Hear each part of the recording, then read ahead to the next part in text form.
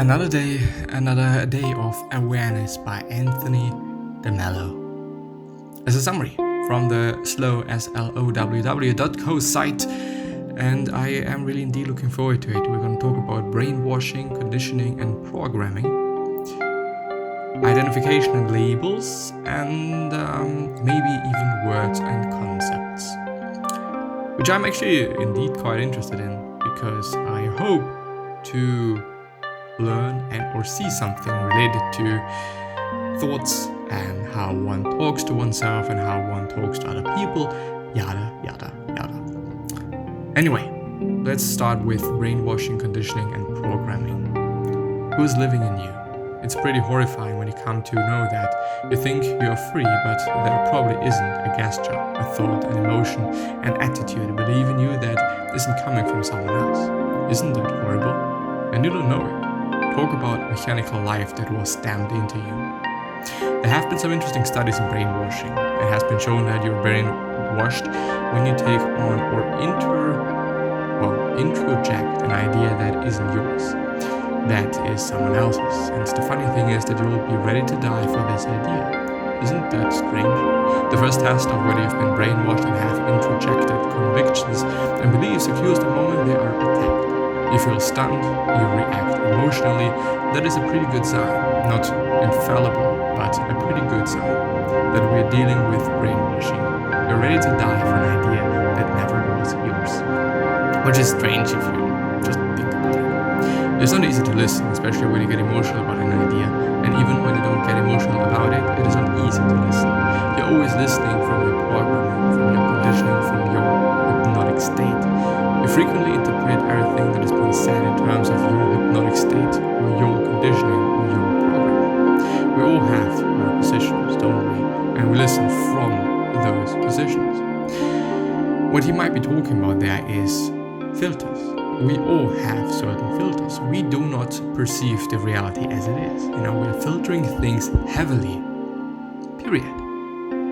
And it does, and it is something that I've been talking about in the previous episode as well, makes sense to indeed think about things a bit more, observe things a bit more, and listen to yourself a bit more to see whether it is indeed reality that you're describing, that you're thinking about, that you're talking about.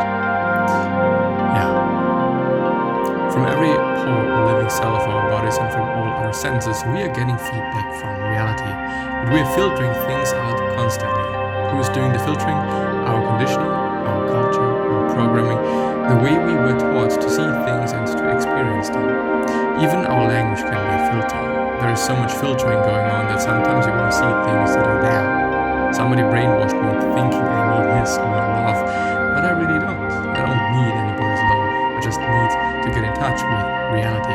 I need to break out of this prison of mind, this programming, this conditioning, these false beliefs, these fantasies. I need to break out into reality. Reality is lovely. Is it an absolute delight? Eternal life is now. We are surrounded by it, like the fish in the ocean, but we have no notion about it, no. We are too distracted with this attachment. Something that I immediately thought about is, do you really need this drink? Do you really need this cigarette? Do you really need this X, Y, and Z? Do you really need to? And this is something that I'm saying to myself. Do you really need to eat quote-unquote healthy all the time? Do you really need to be constantly doing something? Do you really need to do that? And an answer might be living in the present. An answer might be understanding oneself and just understandment. Anyway, identification and labels. We spend so much of our lives reacting to labels or our own and others. We identify the labels with the I. We are lost in our minds, in our ideas and ideals and so on, and it's always go, go, go. How liberating it is not to depend emotionally on anything. If you could get 1 second's experience of that, you'd be breaking through your prison and getting a glimpse of the sky. Someday, maybe, you will even fly.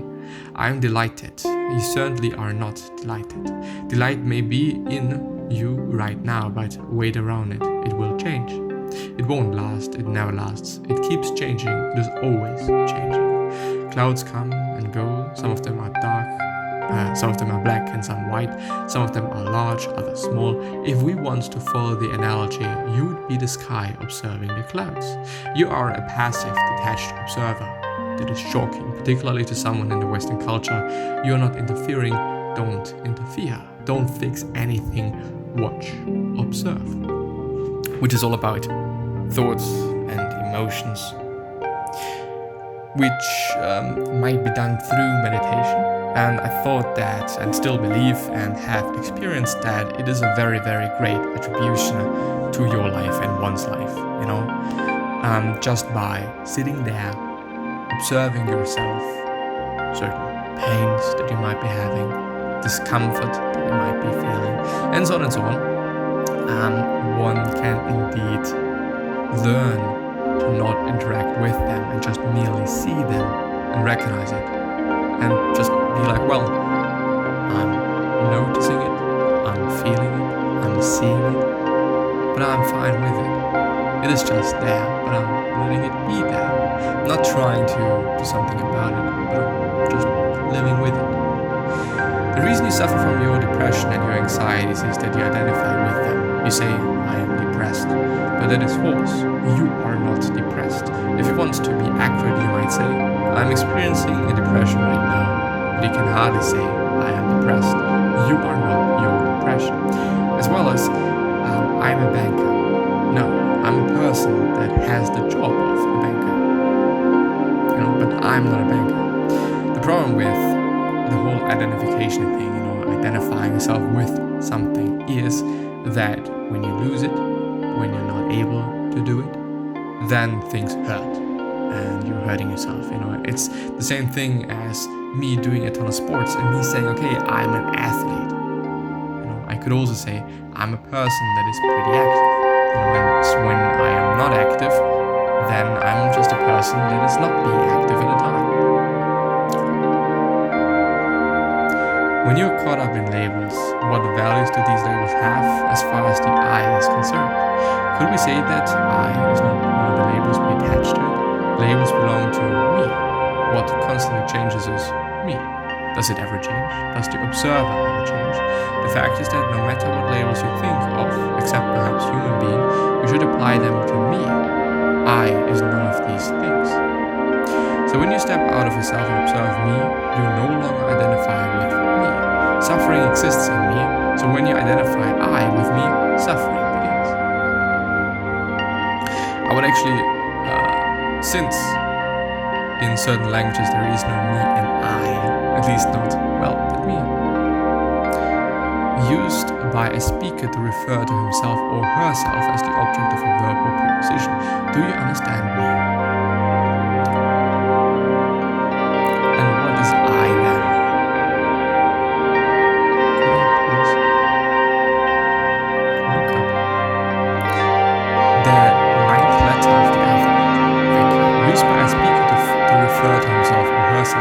Accept me for what I am.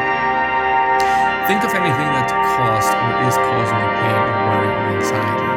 First, can you pick up the desire or the suffering that there is something you desire very keenly, or else you wouldn't be suffering? What is that desire? Second, it isn't simply a desire. There is an identification there. You have somehow said to yourself, the well-being of I, almost the existence of I, is tied up with the desire. All suffering is caused by my identifying myself with something, whether that something is within me or outside of me. The problem is, I'd say that it is indeed worse when it is outside of you, because when you're not able to do it, it hurts your identification, yourself. The important thing is not to know who I is or what I is. You will never succeed. There are no words for it. The important thing is to drop the labels. As the Japanese Zen masters say, don't seek the truth, just drop your opinions. Drop your theories, don't seek the truth. Truth is something you search for. If you stop being opinionated, you would know. Something similar happens there or here. If you drop your labels, you would know. I observe me, but I do not think about me. Because the thinking me does a lot of bad thinking too, but when I watch me, I'm constantly aware that this is a reflection. In reality, you don't really think of I and me.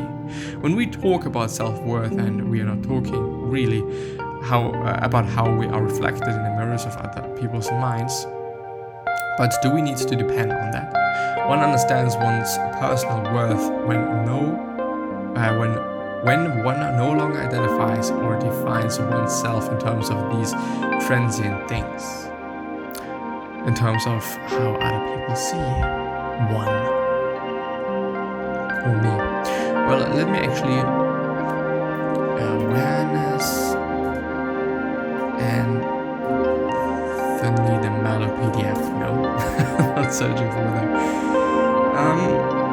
Is there a Wikipedia page?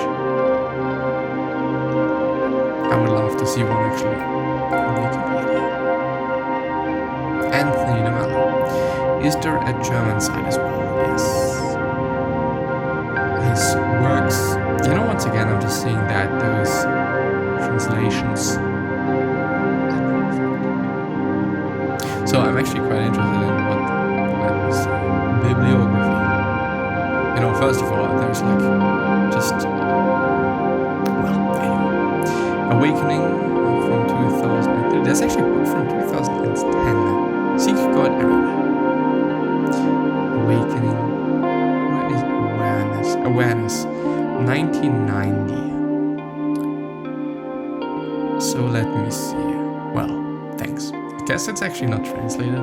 Maybe also due to the fact that it is very incredibly difficult to do so. Anyway, gonna end the episode now. See you soon. Bye.